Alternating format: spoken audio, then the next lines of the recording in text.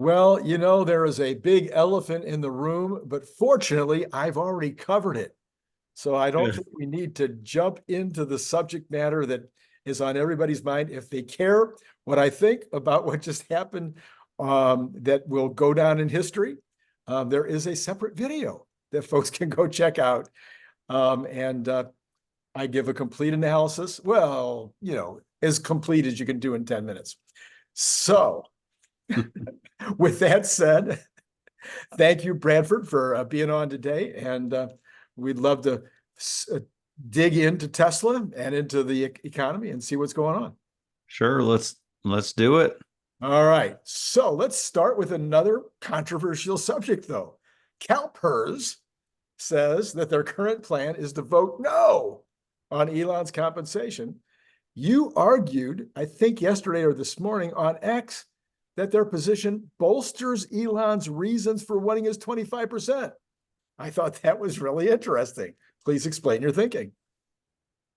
Yeah, so Elon wants 25%. He wants greater control, so institutions can't capriciously just tell him what to do. So they have their own policies that they want to follow for executive compensation of companies they own. So what CalPERS follows is quote unquote say on pay. So there's like different qualifications for that, and they don't like to see where there's performance based compensation that could be somewhat temporary in nature. So even though Elon's executive compensation, the stock had to stay in a certain range for 6 months, that wasn't long enough for CalPERS, allegedly. And so there was an interview where the head of CalPERS, which is the largest pension fund in California, Maybe was in on. the country.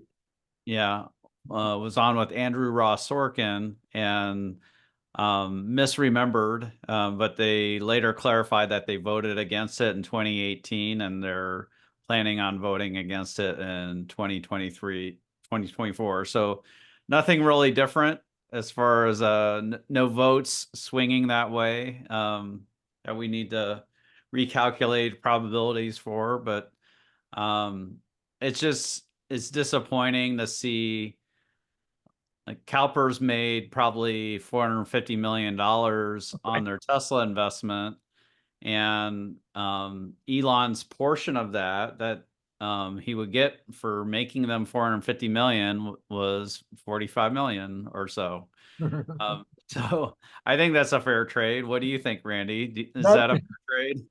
not bad. Actually, I haven't done the math, but I was kind of curious. Their average return on the entirety of CalPERS runs around 6% per year, which is pretty good.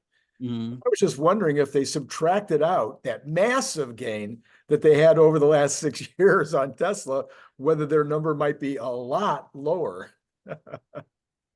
It'd be a little lower because they manage so much money. Right, right. But they don't And often get that kind of return on their investment. and I wouldn't just blame, or if you're upset with the head of CalPERS, I wouldn't just be upset with them. It's a likely committee driven, so a number of people involved in the decisions, both back then and today. Yeah, I think the biggest question becomes, though, when obviously anything done by a committee we have problems with, but the biggest question Or a becomes, jury, maybe. or a jury. There you go. So there you go. So you got to sneak that in, huh? Anyway, we have a situation where a little bit of common sense might be something that they might want to apply. And if they've made that kind of money over the last 6 years, what kind of money might they make over the next 6 years if they continue to support the current setup? And typically, you've got CalPERS, which is heavily involved in the teaching business. And one of the things I famously have heard so many teachers say is, look to history in order to be able to understand the future. Uh, So if you'd like some kind of repeat of the past, then you might want to goose that a little bit. You would think. All right, subject number 2, you get full credit, 100% credit. We did this last Thursday, but I want to do it again a little bit differently this week. You get full credit. You picked Nvidia early. In fact, I'm shocked that there aren't reporters calling you right now in order to ask your next pick. You know the headline. This guy picked Nvidia back in 2023. What's his pick next year?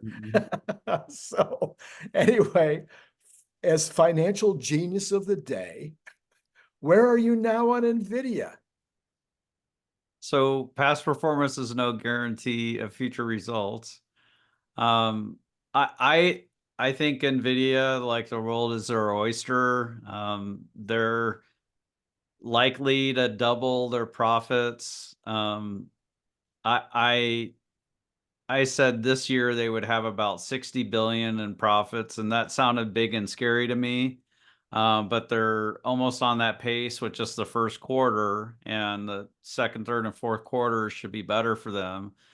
And I think they could double their earnings. Their supply from TSMC is anywhere from doubling to tripling, Wow. and maybe the margins come down a bit. Uh-huh. So even though it's at, people are saying it's around like a 44 PE or something like that. Um, if they double their earnings, then suddenly next year their PE is going to be 22. Right. So that's the question then is going to be, are we at a peak for earnings or not? And where do they go from here? We're looking at um, Nvidia's way of compute, which is called parallel or accelerated compute, which is heavily used in AI and graphics and a lot of other things. We're looking at that becoming the dominant mode of compute at data centers, so Right. becoming up to 50%. What we're wondering is, now that everyone's discovered the power of video, I think Tesla was first to do that, but Right. now you have all these AI models that are incorporating video, or bare minimum like pictures from your phone. Maybe they're not incorporating the video, but they're taking slices of pictures. The demands for data and computation are much higher with video compared to just regular text. Mhm. So, Yes. you remember the .txt files, right? Like how Yes. small those files are. Yes. And you just imagine, like, as far as a document, like how many documents could you fit in a gigabyte? Um, whereas a 2 megapixel picture, you can have only 500 of those. And essentially that's like 16 seconds of video Yeah. or something like that. Yeah. Yeah. Yeah. Yeah. Yeah. Yeah. All Or right. maybe it's 16 minutes of video. So it's like the amount of compute, we may be underestimating how much compute's really going to be needed or wanted. Right. Um, so I, I'm uncertain where it can go. It feels like the sentiment is in the FOMO euphoria range for Nvidia, but I still also feel it's somewhat misunderstood. I think most people don't know about the doubling of supply that they're getting, which would be a good thing, but their margins will need to come down. Um, and we're just a bit uncertain on how big it can get. Longer term, you think that Nvidia will, even though they're making a ton of money now, they're not going to be the ones who make the most money from AI. It's going to go from probably hardware to software. Um, Microsoft's earnings really haven't exploded from here, but you see OpenAI is doing well. XAI just raised $6 billion. So there's a lot of money coming into the software side of AI. Right. but then you're going to have the people that implement the software and create value in their businesses, and Tesla may be a big one for that. Where so you have the hardware maker, and maybe their profit looks like this, but then Yeah. like the software makers are going to be like this, but then the people who implement it are going to be like that. Um, Okay. So having said that, who do you think has the better chance of 3xing in the next 12 to 24 months? Nvidia or Tesla? well, that's a very close time frame, Yeah. but we we like other companies other than Nvidia as far as doing more than just doubling from here, Yeah. and how quickly that happens. Maybe Nvidia could double on FOMO, but it's a very big company right now, and it'll take a lot of money to move it higher. At least I think it should. Um, we like Tesla. We've talked about Lemonade on our channel. Right. There's another company we like, we'll be announcing soon. Um, so yeah, I feel like the easy money's been made in Nvidia. Okay. I think that's Um, it. yeah, and my price target would be, I mentioned this last week, $2,000 in about like 3.5 years. Gotcha. But if we're underestimating how much compute's needed for video, potentially that could be low. Yes, of course. Yes, that's absolutely true. Yeah. All So right. a mere doubling. Yes, a mere doubling, a mere doubling. So you also said today on X, you said the big wins in investing happen when spotting effective monopolies well before everyone else does. The easy Mm, money has been made when everyone sees your company as an effective monopoly. So I'm mm. thinking Nvidia sounds like that right now. But I'm thinking that a lot of the Tesla opportunity also sounds like the front end of that monopoly situation, whether it's FSD, whether it's Optimus. Now there may be 26 other companies making, humanoid robots, so it won't be a pure monopoly. But the very strong possibility is that nobody will have the manufacturing capacity that can compare on Optimus, and nobody is going to have the in-place hardware that Tesla does on robocabs or robotaxis. So would you tell me more about your theory? Maybe it's not your theory, maybe you borrowed it, about monopolies, in the current environment, and whether you think Tesla, maybe there's other areas where you think it's even more relevant. Yeah, so the concept of a monopoly in investing is one I think people should keep in their mind always. And people get too dictionary about the word monopoly. What gives a company monopolistic power is to be able to make the product or service at the lowest cost. And if you can, combine that with being able to deliver the highest value of the product or service. So if you can do lowest cost, highest value, you effectively have monopoly like power. So you look at Amazon. Amazon has the low cost logistics, and they have a great customer experience in general. They'll take your return even if you can't talk to someone. Whereas Walmart, they have the low cost logistics, but the value to customer isn't that great. It's not a great shopping experience, especially online. So Yeah, you notice a difference in the potential profits there, but also how the companies are valued in the stock market. yeah, Um, so, even though we don't like monopolies, we get a little nervous about them. You really want to invest in them. yeah, And I think Tesla's been a monopoly hiding in plain sight for a long time. I think I originally said something like this in 2021, but maybe 2019. Um, they have monopolies in supercharging. Um, I think they're one of the lowest cost EV producers. They're making the cars profitably, even though the Chinese car makers make them at a low cost.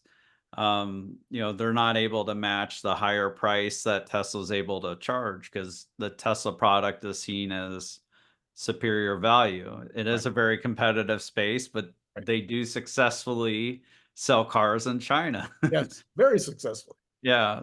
But you look at autopilot or self-driving for Tesla, Tesla can attract the top talent. People want to work for Tesla or SpaceX. They're the top two every year for many years running.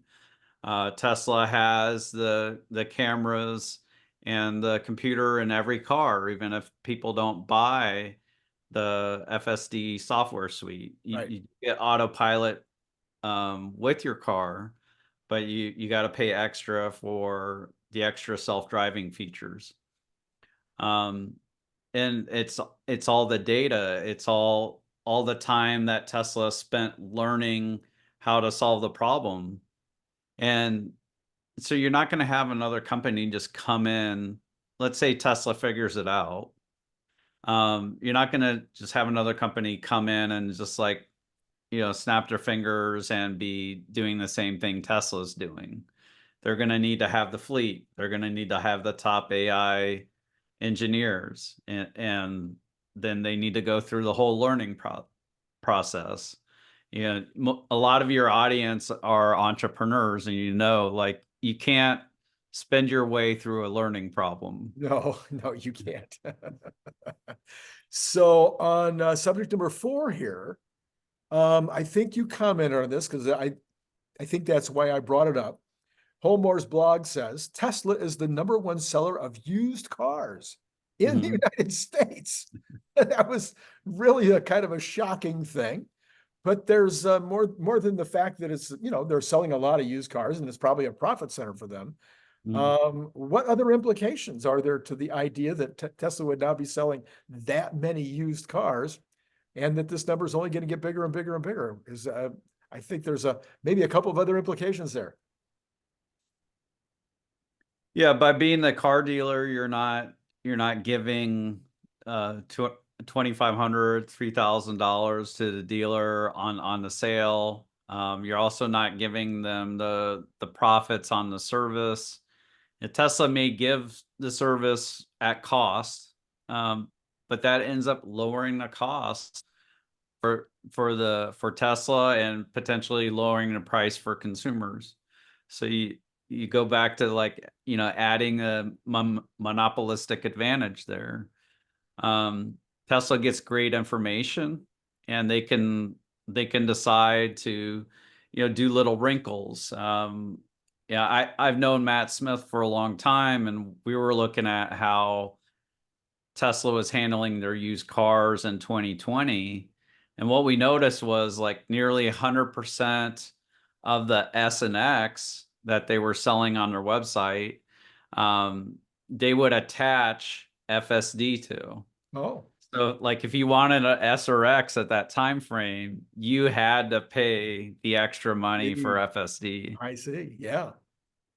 And that's something Tesla can do just with any car they get as a trade-in or from auction. They can buy it without the FSD. They can add it, buy the car and add it for free, whereas another used car dealer can't do that because they don't own the rights to the software. So the other thought that came to my mind was that, yeah, we don't have a $25,000 new car yet, but we have a lot of under $25,000 used cars that are Mhm. in great shape, Yeah, absolutely. compared to other cars that would be the same age. So this might open up markets, create people that would not otherwise be able to either afford or just generally wouldn't buy, a 45 or $50,000 car, now have the opportunity to get into the Tesla ecosystem. There's never been a better time. I know I sound like a huckster salesman, but never been a better time to buy a used Tesla. We did a short little video on this on the Rebellion Air channel. Oh, okay. Um, they're, available under 25,000. When you look at the gas savings, you save $120 a month if you drive 14,000 or so miles a year, which is kind of where the average American is. And most people, once they get a Tesla, they love driving it so much they drive more more miles a year, so you save more. Yeah, yeah. So, okay. All right. So then here's my big subject of the day. Brian Wang and I just did a two-part series. Second part was up today. And the first part was about what we talked about at the top of the hour, which was the whole business of the AI compute, the Mhm. AI inference, the AI storage, all the kinds of stuff that are going to be coming up and the impact that's going to have. Well, first of all, we talked about just in general, what is the size? What's the scope of the need? What is the TAM? Will that TAM, one of my questions was, will the TAM eventually run out? I mean, is there a point at which the next level up is good enough? Or maybe even the previous level was good enough. The analogy that I used was my iPhone. I would buy an iPhone every other year, because I had to have all that new stuff. But Mm. now, this time, I waited an additional year. I'm going 3 years because my phone was good enough. So we talked about that. What is there going to be a point at which this crazy additional compute is going to be enough? And he said no. He thinks it's almost unlimited. I'm not sure I agree with him on that. But what it raised, and what I want to bring up to you, what it raised was the issue of energy storage and, of course, solar. And one thing he was certain of, and one thing we concluded, there is nowhere else that you can get in the next 7 years, 5 years, 6 years, what are you going to call it, till the end of the decade, when all of this AI compute is going to be being put in, all these data centers are going to be put in very quickly, very rapidly, apparently, because they're buying the stuff like crazy.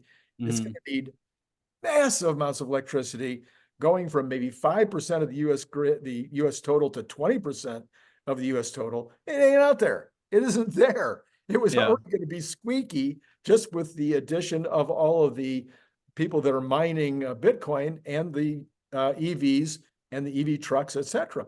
So we already were going to be kind of barely hanging on. And now this, as Elon has pointed out, makes it crazy. So why hasn't Elon built more mega factories faster? What in the heck is holding up the mega factory assembly line? I don't know. So you're talking about the rate of growth in the electrical grid each year, and historically it's been 0.5%. I know. So they're talking as a base case that it needs to be growing 5%. Right.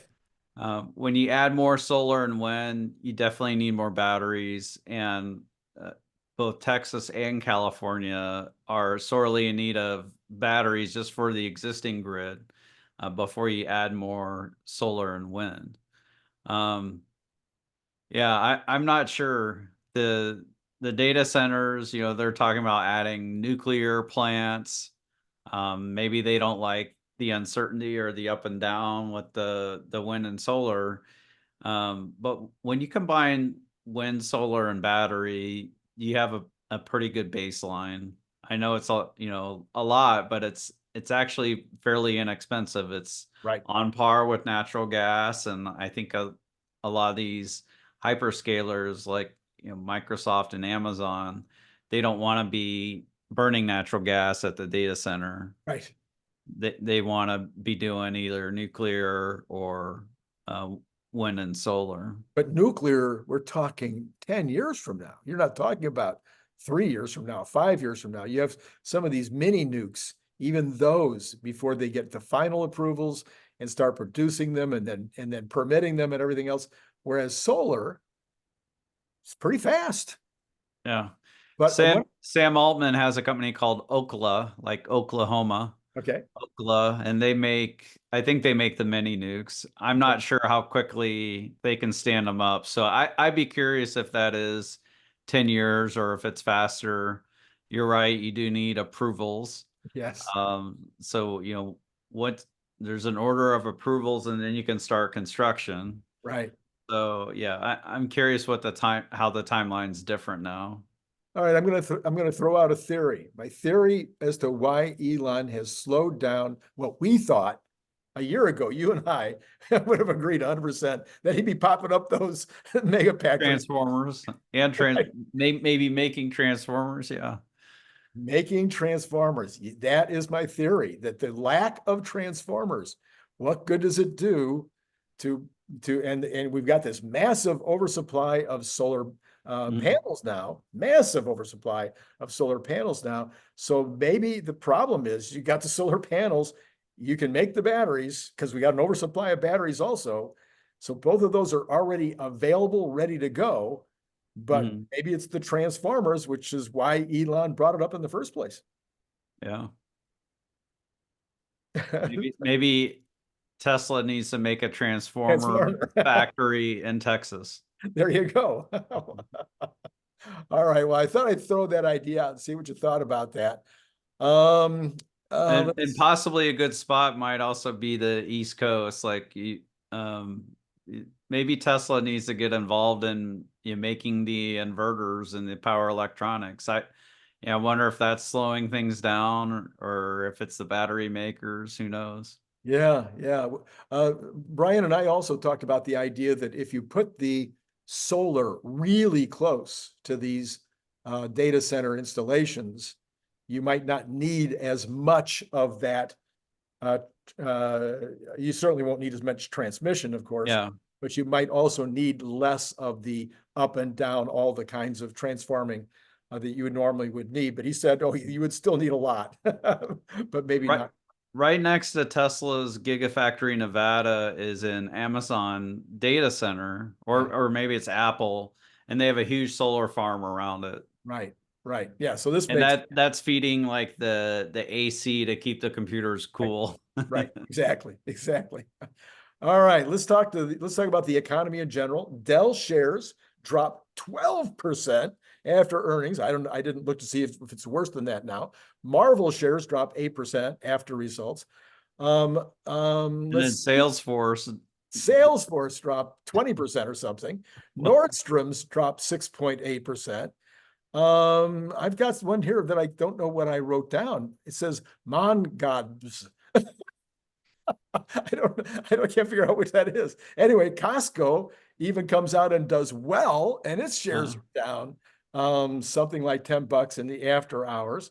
Gap shares popped 20%, but they were a lone ranger, except for Tesla being up today, although it's down a tad in the after hours. Oh yeah, and then you mentioned Salesforce, and there was Kohl's. It also got whacked after a bad miss. I'm beginning to think that I'm right. Well, no, I don't know if I would say you're right. I'll give you credit. Okay. I think for saying that you felt like the market was a little toppy, a little high. A little stretched, and that the consumer is a lot stretched, especially the consumers in the bottom 50% of earnings. And so the Kohl's, would be hit by those folks, where the Costco, not so much. So I'm starting to think that what we're going to see now is going to be a consumer-led GDP drop. It went down from 1.6 to 1.3 today in terms of the first quarter. Second quarter, some people saying it's going to be back up, but I can't. These results don't suggest that the consumer is coming back in the second quarter. And I'm going to say that by the third quarter, the consumer is done. And or at least those bottom 50%. I think the top 50%, they're going to be okay unless layoffs start hitting that group. So what are you thinking? Yeah, with these big name movers, companies have cited the weak economy, and that could potentially affect how they invest. But you have a company like Microsoft where they're getting questions on their conference call where it's rumored they're spending $100 billion on AI compute over the next year. It's $100 billion spending, and so like they're not pulling back on spending and growth. I think people should be on guard and kind of on on alert and not not getting too excited about the economy overall. What do you what do you think happens tomorrow with the PCE? If obviously if it's higher than expected, the market will crash big time. If it's lower than expected, maybe the market will stop its current 2-day loss pattern. Do you think it's going to come in about where it's expected, or do you have any clue at all? I have no idea. Right. There was a big Memorial Day weekend for travel, but I don't think that's going to be in the No, PCE. not yet. No, no. What happened on Saturday? Supposedly it was the largest ever day. Not sure which day, Friday maybe, where people booked travel where they went through Homeland Security. Oh, yeah, yeah, yeah. Well, I've been talking about this for months, actually, and I've just talked about it a lot the last few days. Travel is not slowing down because why? Because the upper 50% is going to still travel. They are not, Yeah, they're feeling good because the their market's stocks doing up, well. their Yeah. stocks up, their house value Mm. is up. Yeah. Their portfolios are looking very, very good. And they're, You did have American Airlines got, I don't know where it finished, but yeah, at one point it's down 15%, citing a weak economy. they cited a weak economy, but I saw some pundits suggesting that maybe American Airlines had made a big marketing faux pas. What, I'm Not, forgetting that one. I don't know what they did. I didn't read the whole Okay. article, but the headline was American Airlines sales idea did not work out for them. Oh, okay. So you've got Alaska, Hawaiian, a bunch of these other airlines that are the ones that are on the ascension, so to speak. And American Airlines not doing so well. Not doing so well. We actually, before our trip, we were kind of looking to see which airlines were top rated because we were on Spirit all the way, and it was our first time on Spirit. Spirit is number 3 on quality of customer service and baggage handling and all that kind of stuff. Number Wow. 3. Alaskan and Hawaiian is like right up there at the top, and Hmm. Delta, which has been a big winner over that in that category for years, they dropped like down to number 5. So it's the market is shifting around right now, but Yeah. people are going to travel all summer. It's not going to be a summer where folks don't travel. I need to, or someone needs to make a website where they track the airlines that agree to have Starlink or that get Right, that's right. Starlink fully installed on all their jets. So Starlink, they have the satellites in space from SpaceX. Put the Starlink satellites in the planes, then you have like really, really good Wi-Fi. Whereas Yeah, right now it's not anywhere close to it. Yeah, I would be tempted to fly an airplane if you got like really good internet on it. especially if it's 3 or 4 hour flight where you Yeah. really need that. You really, yes, I know. I tried actually on Spirit Airlines. My big complaint was that I tried to get the Wi-Fi. I couldn't even get it to work on my laptop. Mhm. So they had it, and I paid for it, but I couldn't get it. So who knows? All right. What is passionate? What's on your mind that you're passionate about right now that I haven't covered? Not much. I drove my Cybertruck here. Good idea. Good thought. Yes. Yeah, so um yeah, I think about Tesla scaling the Cybertruck. They're seemingly making over 1,000 a week now. I've been tracking some Cybertrucks at my local Tesla center, Oh, seeing how they're moving, and um, it seemed like over a 5-6 day period, I didn't see the ones moving that I wanted to. But then once I returned, I saw that those were gone. So the Cybertruck continues to do well. I think what happens is they make the Cybertruck, they give someone a VIN, they start to move it to where you are, okay. and then some people might say, well, we don't want to do Foundation Series after all, even though we configured we Right. for that.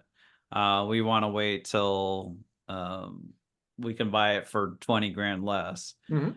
And then I think there's a bit of a delay where they match it to a new person. I got it. Yeah. Yeah. All right. Well, So I feel like things are continuing to move. I did see a rumor on Twitter that they had hit reservation number 500,000 um, with the Foundation Series offer. I'm I don't think that would be true necessarily because uh, I think they're up to making somewhere around 13,000 Cybertrucks year to date or to date. okay. So I don't think they would have only sold 13,000 Out of 500,000. over the first 500,000 Hard reservation. call, but Dr. Know-It-All just got his offer, so we Mhm. could ask him what number he was and see. He should be able to give us some kind of a good clue. How about your full self, your FSD? Have you been out and about with your FSD much? Yeah, it's doing well. I know we're a little hypersensitive to getting 12.4. Yes. Hopefully that happens soon and it doesn't turn into like some months long wait Right. like we had at times in 2021 or 22. I'm excited for that to see um, how long it could drive without making a potential accident causing mistake. That would be pretty exciting. That's what I'm looking forward to right now. Um, it'd be great to have the vote behind us as far as the shareholder vote Right. Right. on 613. Yeah. And now people can put in their name and show proof that they voted, show proof of their shares, and they can try to get in a lottery for a factory tour with Elon and Franz, which would be, I think that'd be pretty cool. Pretty cool. Yeah. Yeah, That'd be up at the top of the bucket list for a lot of people. yeah. Or just to be able to see Sure. Giga Texas, which many people don't get to see.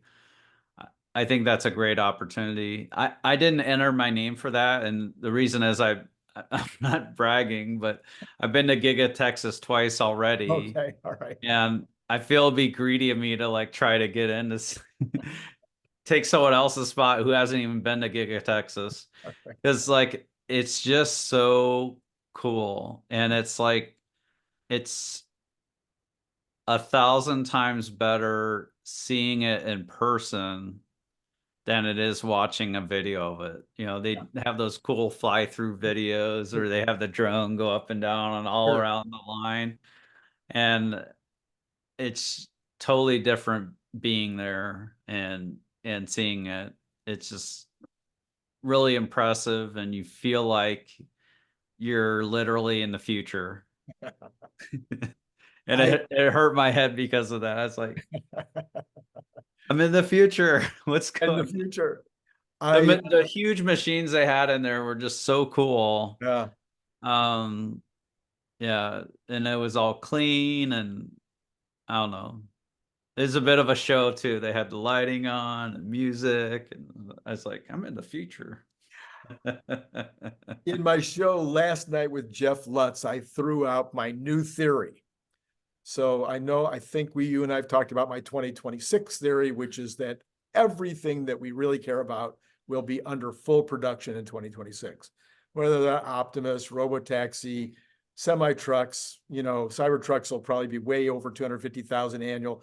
Everything, 2026, everything will be up and running. That we're thinking about right now, not the things that we haven't really, nothing like the HVAC system or anything like that, but all the main plays, those will Mm, all be happening in 2026. But I have a new theory. My new theory is okay.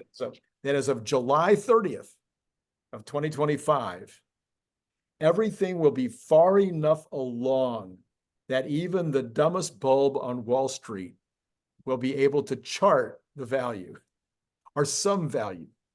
So that would mean that full self-driving has to be 100% complete. It has to be so complete that the dumbest bulb on Wall Street knows it's complete and that you can drive anywhere you want to. They don't have to touch it. You're not going to be in trouble. And of course, that would also mean that robotaxi is being implemented. It's being somehow rolled out. It would also mean that the semi-truck factory would be so far along that, and there'll be semi-trucks being produced in the little, the other yard. And you'll be able to see, yes, they're doing it now. Here's the pricing. Here's the order book. It's going to happen. It's just a matter of what day. The energy storage would be, at 100% capacity in California, and maybe at 30, 40, 50% capacity in Shanghai. Maybe there's another one, that they've announced, but it doesn't matter. Not counting on that. Just go down the list like that. And Optimus, of course, would be an important one. And Optimus would be priced, however that's going to work. We'd see a finished or final version of it. There would be a line that's producing first outs by July 30th of next year. All those things would come together by July 30th to where now we can see what it costs, what the price is of everything that we're talking about. And that at that point, the stock would have to go crazy. Yeah, if all that happened, yeah. You agree that. Or when all that happens. Or when all that happens, yeah. And, if they're ahead of all their competition on it. So, even if it was 2 years from then, but, the competition was in the same place, you would also agree that it would tend to respond well. If you think about where self-driving is today, we're allegedly around one safety disengagement every 300 miles. Elon's saying that 12.4, he thinks will multiply that number by 7, between 5 and 10. Yes, yes. And then if you multiply by 7 again, you essentially get to 1 in every 15,000 miles. Right. Which is a whole year of driving. So by an average person, not by a whole year of driving. So then you would literally have to be driven for a whole year before you would need to do a safety critical intervention. Now that might be dangerous because that that could cause someone to get complacent where you're not having to intervene, and that might actually be a dangerous spot. Right. So they'll need to improve beyond that little messy middle, I would say. But it's not that far away. It doesn't feel that way to me. Not investment advice. That's just my opinion. I don't think they might be able to get something going in Texas or Florida, states that have explicitly approved autonomy. We'll see what they're doing with their app then, whether they test it out with human rideshare and the Tesla app and all that, without, and maybe a supervised FSD. Right. And then maybe they'll start that before they start the full robo-taxi. So that could be happening. And if Elon's correct about the level of improvement of FSD, when they get 12.5 out, maybe it'd be the end of July, probably a little after that, but we might already know by then kind of where things will go. So are you thinking the factory for Tesla Semi should be done. There should be more rumblings with other partners. But maybe they'll wait till they get their first semis to do an announcement. But we might have more announcements like that. It was mainly Pepsi with Tesla Semi team, right? When they announced it in Nevada. Yeah, I'm not sure that we know what else is going on behind the scenes. My speculation would be, I mean, at that event, though. At that event, yes. It was mainly Pepsi and Tesla. So there's a lot of other big companies that do a lot of logistics. I mean, Amazon might be reluctant to give Elon a Yes, dollar because yes, of Bezos, but they would be a big customer, Walmart, yes. etc. UPS, little companies. Yeah. Yeah. Yeah. Battery, whatever's slowing things down with battery, whether it's power electronics or batteries, that roadblock should be out of the way. And I think we'd get more clarity on the IRA tax credits flowing through to Tesla. Yes, yes. We'd have more clarity about the political landscape. We'd have the election behind us and just kind of know what that's going to look like Both for, elections, both elections. yeah. The June 13th election Yeah, and the that's November true. 5th election.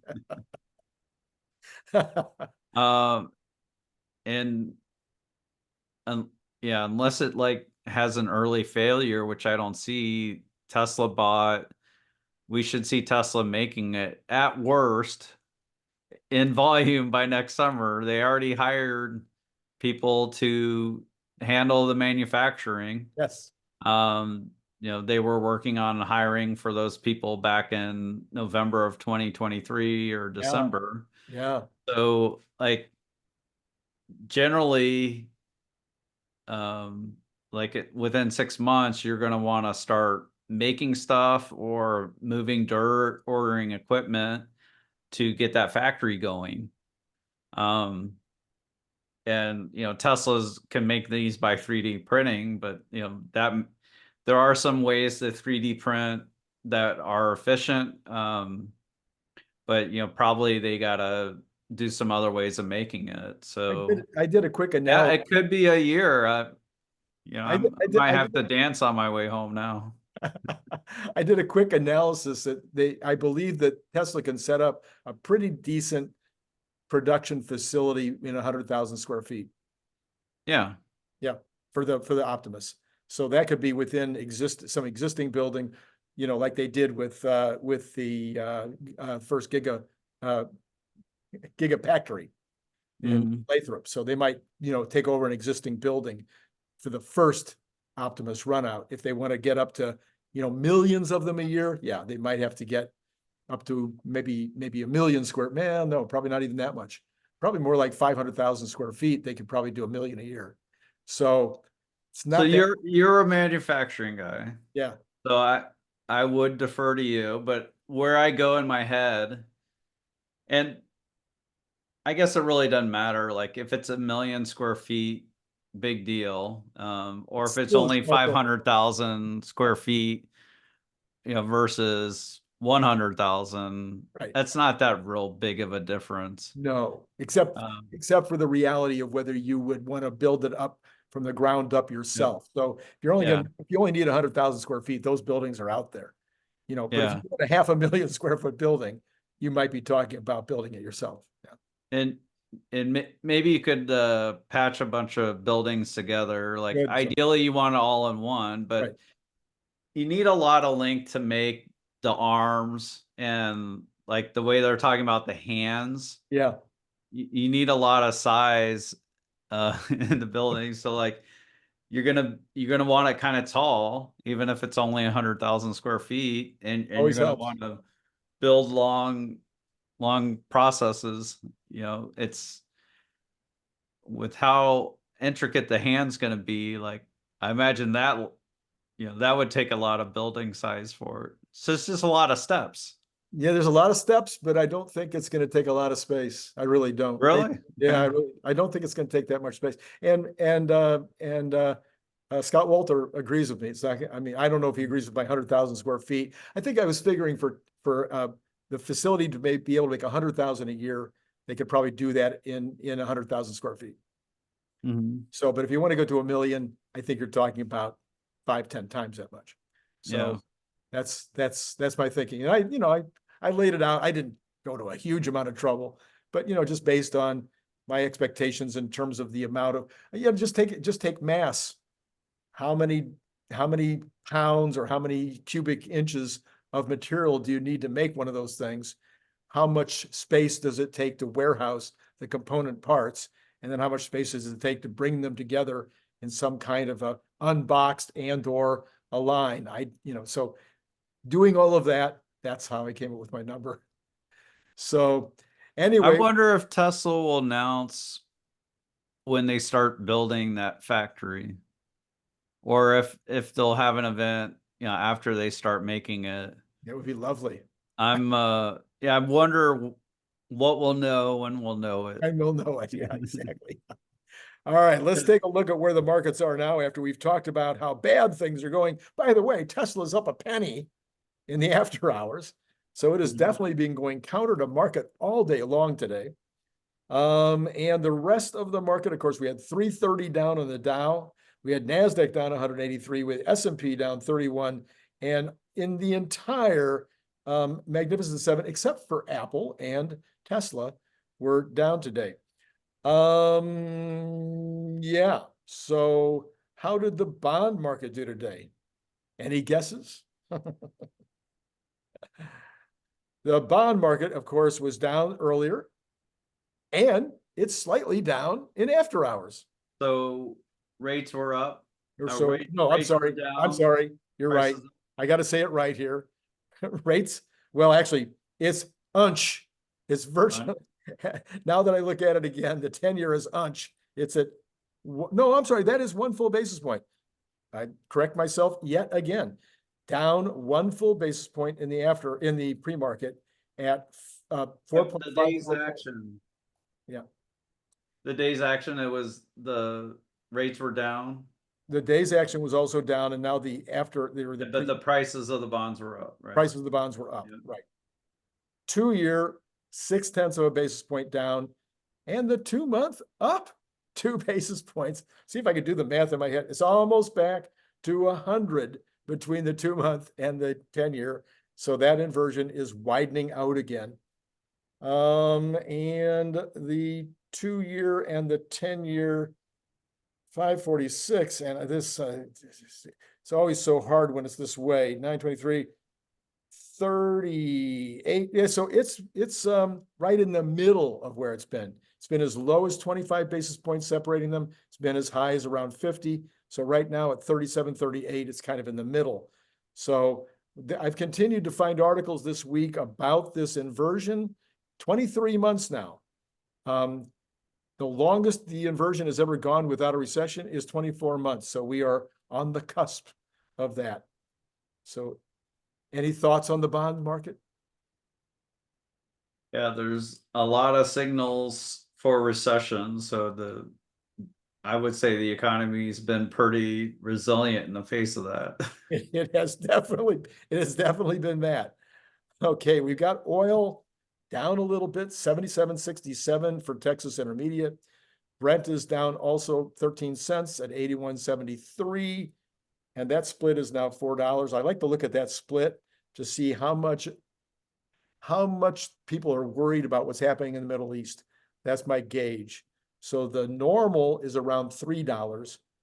A $4 split between the two would suggest there's some unease about what's happening in Europe. And it's been as high as a $5 split this year when the Red Sea thing was really going crazy. By the way, what happened to the Houthis? I forget whatever happened to those guys? They're off the front pages. Yeah, I'm not sure what's going on with the Suez Canal. There was a ship over the weekend, I think, that got hit twice. Oh, okay. With missiles. Okay. But I didn't hear what happened to the ship otherwise. So I'm guessing it didn't sink or blow up or anything. Yeah, I wonder what's going on with the Suez, if ships are avoiding that. How's that impacting? Oh no, okay, I can answer that. They are still avoiding, not 100%, but some of them are still avoiding the Red Sea and the Mediterranean Sea, going all the way around the Cape Horn. And we are having a continuation of the container shortage. I saw a report the other day saying that containers for some situations are back up as high as $10,000 for a 40-footer, normal being 1,800, 2,000. Yeah. They were up to 18,000 during the COVID problem, but now 10,000, that's really high. So that is going to be impacting the landed cost of imported goods, or exported goods for that matter. But in terms of what we'd be mostly concerned with in inflation would be imported goods. Now, is that $10,000? So it's for one shipping container Right. for how many days? One day or for That's the trip? that's the China to Los Angeles cost. Okay. Yeah. So that's kind of I don't know, one of the standards that everybody Mhm. looks at is the China to LA. So Okay. if it's China to New York, it might be longer, but it might be less because sometimes there's more availability of containers from China to New York than there is China to LA. So I've actually had sent shiploads to New Orleans or New York and trained them back to Los Angeles because there was an imbalance in terms of how the shipping lines were working at that particular time. Mhm. Sometimes it's worth it. Okay. And now that's been a long time. That's not something I've done in the last 20 years. That's something We 20 we years need to get you to get the whiteboard out to tell us about ago. moving train shipments around. That's right. At Natural $10,000 a container is high. is very high. Like I Yeah, said, that's a 15 sign to of 18, stress. it's a sign of stress. Yes. Natural gas, there's also I think there are some technical issues. The article is very long and I read the whole thing, but a lot of it would be even worse than the whiteboard that you're suggesting I'm not going to get out. It's just like arcane. Let's just say it's high and it's going to impact prices. Natural gas down another 62 cents, but still holding up very nicely at 255, which is well above like 75 cents, 80 cents higher than it was just a couple of months ago. Gold down 260, sitting at 2364, right in the middle, exactly in the middle of the trading range of the recent like 3 or 4 months. Copper, similar, but way off of its $5.20, I think it was just a couple of weeks ago, down to 4,655. So big article today talking about not enough copper and how much copper is going to be required. Huge article, but apparently the copper market didn't read it. I think we've known that story for a while though about copper. Um, as far as that story being out nationally and kind of investors knowing about it. So you did good in calling that. Like I think you were Early. hinting at some weakness that we were nearer or top. Yeah, and silver has had this big run up for 4 years, and I didn't call that one. And I finally figured it out yesterday, found an article, and silver is running up because of solar panels. And that's Mhm. why it's been a 4-year situation, not just a last 6 months situation. Now we'll find out whether silver gets soft again because of this oversupply. Not sure.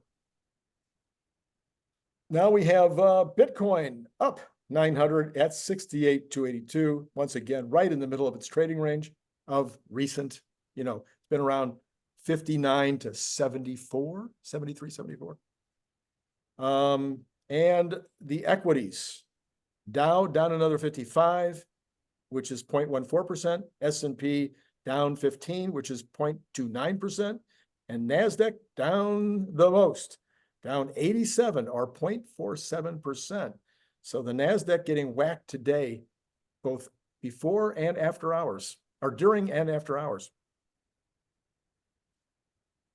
I'm done. What do you have to say?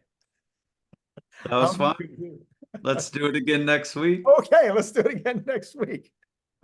We certainly will.